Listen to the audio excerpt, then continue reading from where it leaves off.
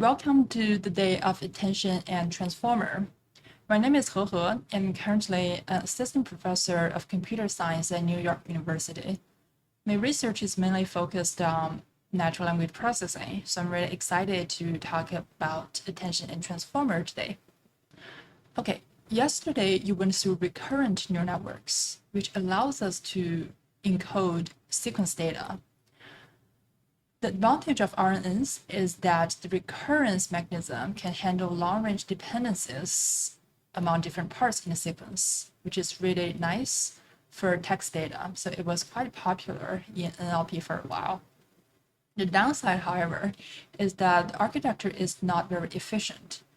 The computation complexity grows linearly with the sequence lengths.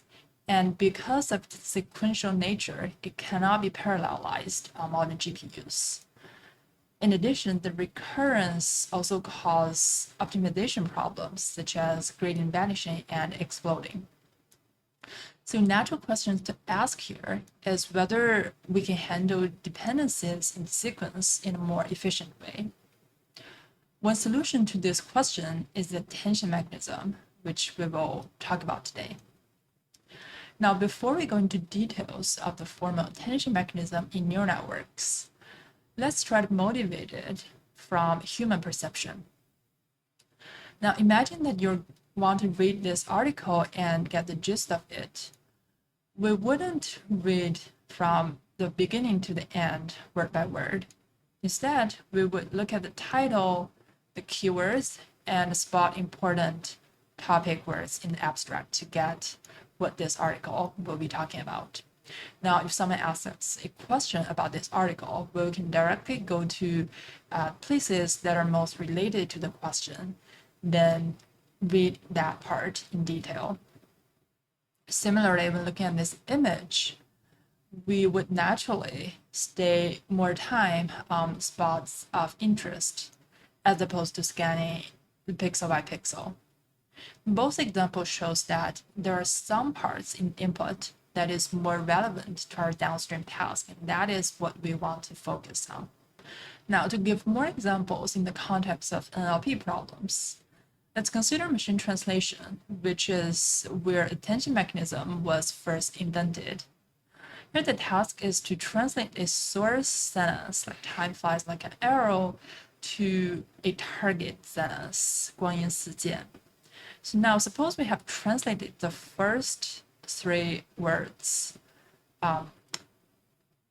which corresponds to time flies like. Now we're going to translate this final word.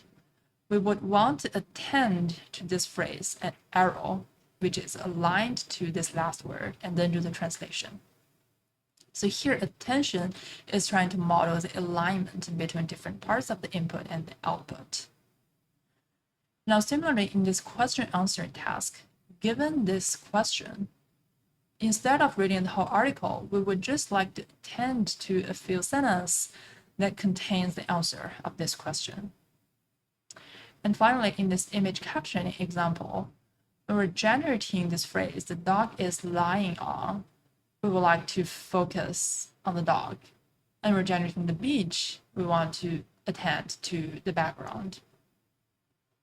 So again, in all these examples, we're trying to establish some dependence between different parts in the input and the output.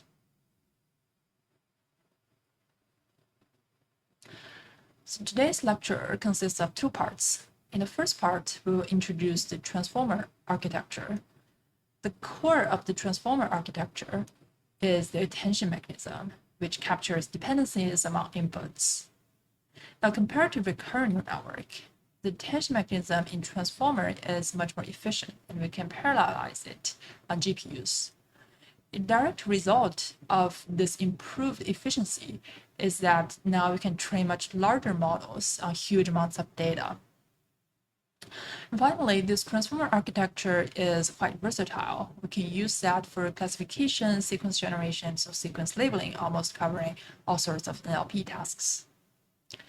In the second part, we'll talk about pre-training and fine-tuning, which is the main paradigm of solving NLP problems today. And this is a direct result of building large-scale transformer models. And the key idea behind pre-training and fine-tuning is representation learning.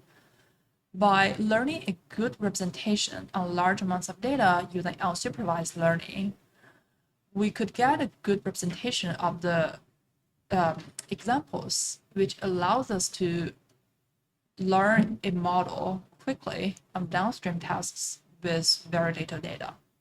That's a brief overview of attention and transformer today. Next, we will dive into the attention mechanism.